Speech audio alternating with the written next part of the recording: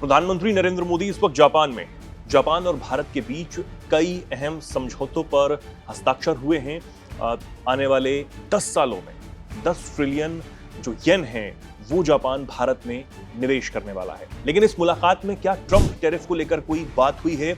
इसका जवाब विदेश मंत्रालय की तरफ से दिया गया। दरअसल अब से कुछ देर पहले विदेश मंत्रालय की तरफ से एक प्रेस कॉन्फ्रेंस की गई और उसमें जो पत्रकारों ने विक्रम मिस्री जो कि विदेश सचिव हैं उनसे ये सवाल किया कि क्या दोनों नेताओं के बीच में ट्रंप टैरिफ की जो टेंशन इस वक्त चल रही है, यानी कि भारत पर जो टैरिफ ट्रंप ने लगाया हुआ है उसको लेकर क्या कोई बातचीत हुई है? इसका जवाब विदेश सचिव ने अपने अंदाज में दिया। उन्होंने कहा कि उस वक्त रूम में किसी तीसरे देश के बारे में कोई ऐसी बात तो नहीं हुई, लेकिन आगे उन्होंने इस बात को जोड़ा है कि वैश्विक जो स्थितियां बनी हुई हैं उस पर जरूर दोनों नेताओं के बीच में बात हुई है, लेकिन सिर्फ टैरिफ को लेकर ऐसी कोई बातचीत दोनों नेताओं के बीच में नहीं हुई है। अब वैश्विक जो स्थितियां हैं वो इस वक्त कहीं ना कहीं ट्रंप टैरिफ की जो दादागिरी आप कहिए उसको लेकर काफी ज्यादा बिगड़ी हुई है। भारत पर जो अमेरिका की दादागिरी चल रही है, टैरिफ जो लगाया हुआ है 50%, उसको लेकर भारत नए नए रास्ते निकालने की कोशिश कर रहा है। सिर्फ भारत ही नहीं, इसके अलावा कई और जो देश हैं वो इस वक्त टैरिफ से जूझ रहे हैं और उसके नए रास्ते तलाश रहे हैं। लेकिन भारत और जापान के बीच में जो समझौते हुए हैं वो बेहद अहम माने जा रहे हैं। अब इसे लेकर विक्रम मिस्री ने काफी जानकारियां जो हैं वो दी हैं। उन्होंने बताया कि कई समझौते जो हैं वो भारत और जापान के बीच में हुए, जिनमें भारत जापान जॉइंट विजन को लेकर महत्व दिया गया है। साथ ही उन्होंने कहा कि ये दोनों देशों की बायलैटरल टॉक थी और दोनों देशों के जो भविष्य है उसको तय करने के लिए ये बातचीत यहाँ पर दोनों नेताओं के बीच में हुई है। इसके अलावा सुरक्षा सहयोग पर ज्वाइंट डिक्लेरेशन हुआ। भारत जापान के बीच ह्यूमन रिसोर्स के आदान प्रदान के लिए भी एक्शन प्लान जो है वो बना लिया गया है। अब ये एक्शन प्लान क्या है? ये एक्शन प्लान है कि अगले कुछ सालों में जिनमें 5 साल हैं, अगले 5 सालों में जो दोनों देश हैं उनके बीच में 5 लाख लोगों का आदान प्रदान होगा और उसमें भारत से करीब 50,000 जो भारतीय हैं, जो स्किल्ड और अनस्किल्ड लेबर हैं, वो जापान जाकर काम कर पाएंगे।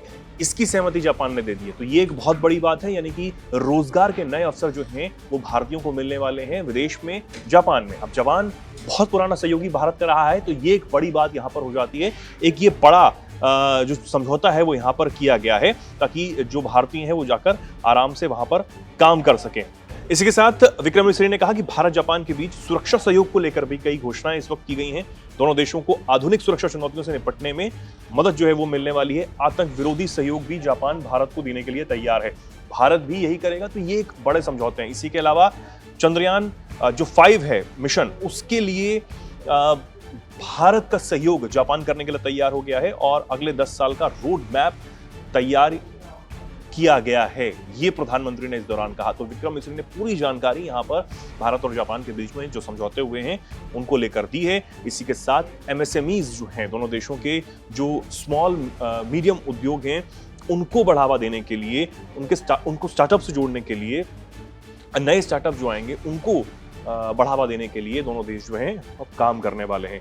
यानी कि पीएम मोदी ने जो कहा कि 10 सालों का रोड मैप अब जापान के साथ तैयार किया गया है, एक बहुत बड़ी बात हो जाती है। अब जिस तरीके से ये टेंशन टैरिफ की चल रही है, उस बीच में जापान भारत के साथ बिना डरे निडर होकर जो सहयोग है उसको दिखाता हुआ नजर आ रहा है। जबकि ये सब तब हो रहा है जब जापान की भी अमेरिका से खटपट की खबरें हैं। जी हाँ, जो निवेश जापान अमेरिका में करने वाला था, बताया जा रहा है कि उसमें अब रुकावट आ गई है। वो कहीं ना कहीं जापान उसे रोकने का मन बना रहा है और अगर ये रुक जाता है, आप सबको पता है कि ट्रंप क्या करेंगे। ट्रंप जो जापान पर उन्होंने टैरिफ कम किया था उसे बढ़ाने पर विचार कर सकते हैं, लेकिन उसको छोड़कर उन तमाम चीजों को दरकिनार करते हुए जो जापान है वो भारत के साथ कंधे से कंधा मिलाकर चलने के लिए तैयार हो चुका है और ये कह रहा है कि हम तमाम सहयोग करने के लिए तैयार हैं। 10 ट्रिलियन येन यानी कि 6 लाख करोड़ अगले 10 सालों में भारत में वो निवेश करेगा। अब इस निवेश से तमाम जो कंपनियां हैं, हालांकि अभी भी बहुत सारी कंपनियां जापान की भारत में काम कर रही हैं, रजिस्टर्ड हैं, लेकिन उसके अलावा अब और जो कंपनीज हैं वो भारत में आएंगी। रोजगार के नए अवसर भारत में पैदा होने वाले हैं और इसी के साथ जो अगले 5 सालों में 50,000 जो कामगार हैं वो जापान जाएंगे, वो अलग। यानी कि एक बहुत एक अच्छी रणनीति के तहत जो एमओयूज हैं वो दोनों देशों के बीच में साइन हुए हैं। ट्रंप टैरिफ की जो टेंशन है उसको लेकर दोनों नेताओं के बीच में भले ही सीधे तौर पर बात ना हुई हो, लेकिन वैश्विक चुनौतियों से निपटने के लिए जो दोनों देशों के बीच में बात हुई है वो कहीं ना कहीं उसका हिस्सा आप कह सकते हैं। फिलहाल आप इस पर क्या कुछ कहना चाहते हैं कमेंट सेक्शन में आप जरूर लिखें और ऐसे ही जुड़े रहें, देखते रहें दैनिक जागरण। नमस्कार।